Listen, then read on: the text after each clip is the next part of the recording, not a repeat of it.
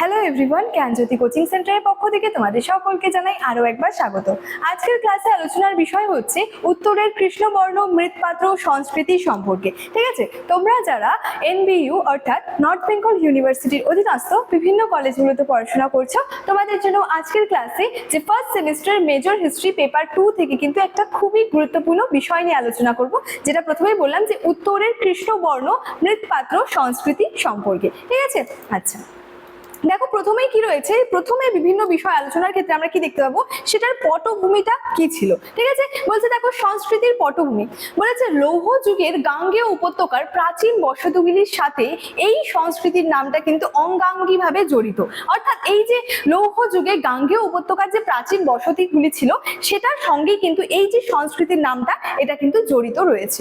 ইতিহাসে এটি মূলত উত্তরের কৃষ্ণবর্ণ মসৃণ মৃৎপাত্র সংস্কৃতি নামে পরিচিত, যেটাকে বলা হয় NBPW। ঠিক আছে, নর্দার্ন ব্ল্যাক আর কি পলিশড ওয়্যার কালচারও বলা হয়। ঠিক আছে এটাকে। আচ্ছা, প্রাচীন ভারতের নগর সভ্যতার বিকাশে এবং দ্বিতীয় নগরায়নে কি হচ্ছে এই সংস্কৃতির অবদানটা কিন্তু খুবই গুরুত্বপূর্ণ রয়েছে। ঠিক আছে, আচ্ছা নেক্সট কি রয়েছে দেখো, এটার হচ্ছে নিদর্শন স্থল বা বিস্তৃতি। ঠিক আছে, এই যে একটা সংস্কৃতি আছে এটার কিন্তু নিদর্শন স্থলও রয়েছে। ঠিক আছে, যেমন এখানে রয়েছে উত্তরপ্রদেশ, তার সাথে রয়েছে বিহার এবং রয়েছে পশ্চিমবঙ্গ। উত্তরপ্রদেশের কথা, উত্তরপ্রদেশে বলেছে যে গাঙ্গেয় উপত্যকার এই অঞ্চলে কি হচ্ছে প্রাচীন সংস্কৃতির প্রধান যে কেন্দ্রগুলি আর কি ছিল সেটা কিন্তু অবস্থিত ছিল। তারপরে হচ্ছে এই প্রাচীন যে আর কি অঞ্চলে বিশেষত মগধে কি হচ্ছে বলেছে, বিহারের ক্ষেত্রে এখানে কি বলা হচ্ছে এই যে একটা প্রাচীন যে অঞ্চলে বিশেষত মগধে এই যে মৃৎপাত্র, এই মৃৎপাত্রের কিন্তু একটা যে বিপুল পরিমাণের অর্থাৎ ঐতিহাসিক যে উপাদান কিন্তু নিদর্শন সেটা কিন্তু পাওয়া গেছে। ঠিক আছে, পশ্চিমবঙ্গের কি বলেছে যে প্রাচীন বাংলার নানা জনপদে যেমন চন্দ্রকেতুগড় ও মঙ্গলকোটে এর কিন্তু অস্তিত্ব মিলেছে। বিভিন্ন জায়গায় কি হচ্ছে এটার এই সংস্কৃতির বা এই মৃৎপাত্রের কি হচ্ছে যে নিদর্শনগুলি পাওয়া গেছে বা বিভিন্ন জায়গায় কিন্তু এর যে অস্তিত্ব সেই অস্তিত্বের কথা কিন্তু জানা যায়। নেক্সট কি রয়েছে দেখো, মৃৎপাত্রের কিছু বৈশিষ্ট্য। এই মৃৎপাত্রের ক্ষেত্রেও কিন্তু বেশ কিছু বৈশিষ্ট্য লক্ষ্য করা যায়। যেমন কি রয়েছে দেখো, প্রথমত বলা যায় যে এই সংস্কৃতির মৃৎপাত্রগুলি অত্যন্ত চকচকে এবং মসৃণ হতো। কেমন হতো? অনেকটা চকচকে ছিল এবং অনেকটা কি মসৃণ কিন্তু হতো।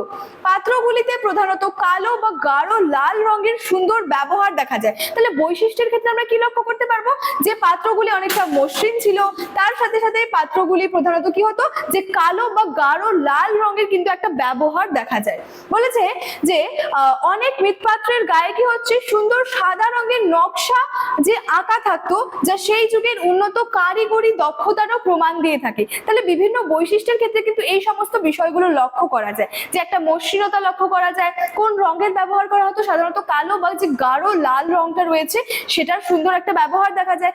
আবার কি বলেছে যে অনেক মৃৎপাত্রের গায়ে কি দেখা গেছে যে সুন্দর সাদা রঙের নকশা বিভিন্ন যে আঁকা রয়েছে, যেটা কি করে এই যে যুগটা, সেই যে যুগটা রয়েছে সেই সময় সেটাকে যে উন্নত একটা যে কারিগরি দক্ষতা ছিল সেই সময় সেটার কিন্তু পরিচয়টা আর কি দিয়ে থাকে। ঠিক আছে, নেক্সট রয়েছে লৌহ নির্মিত সামগ্রী। এখানে রয়েছে দৈনন্দিন আর কি এবং হচ্ছে যে যুদ্ধাস্ত্র।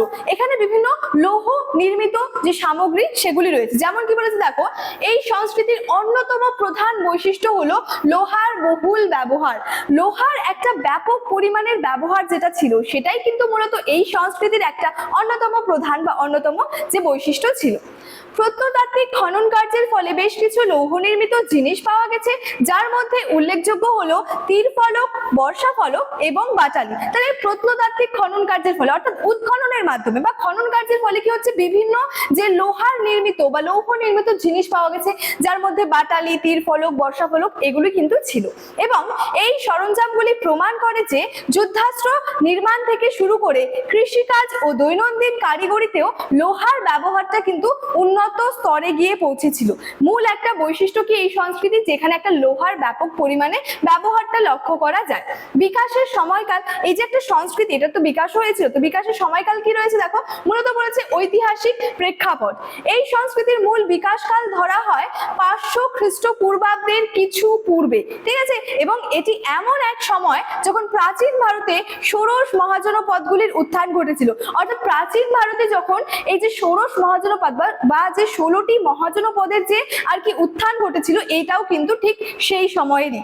এর সাথে সাথে বলেছে ভারতীয় সমাজ সংস্কৃতি অর্থনীতিতে এক কিন্তু বিরাট পরিবর্তন এসেছিল। তাহলে কি হয়, বিভিন্ন সময় কিন্তু ভারতীয় যে সমাজ সংস্কৃতি অর্থনীতির ক্ষেত্রে কি হচ্ছে, একটা কিন্তু পরিবর্তন এসে কিন্তু থাকছে। ঠিক আছে, আচ্ছা পশ্চিমবঙ্গ ও মধ্য ভারতের বিস্তার সম্পর্কে একটু জেনে নেব।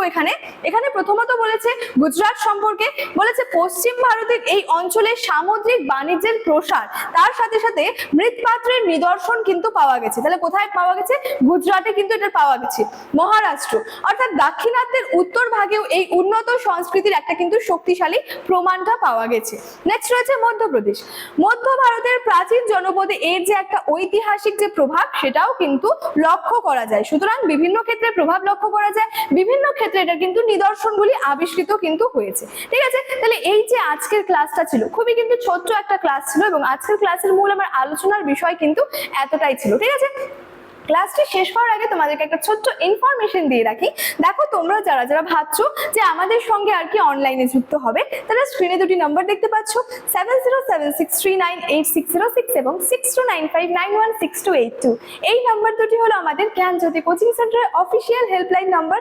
তোমরা যারা যারা চাইছো আমাদের সঙ্গে যুক্ত হবে, যে কোনো একটি নাম্বারে যোগাযোগ করে যুক্ত হয়ে যেতে পারো।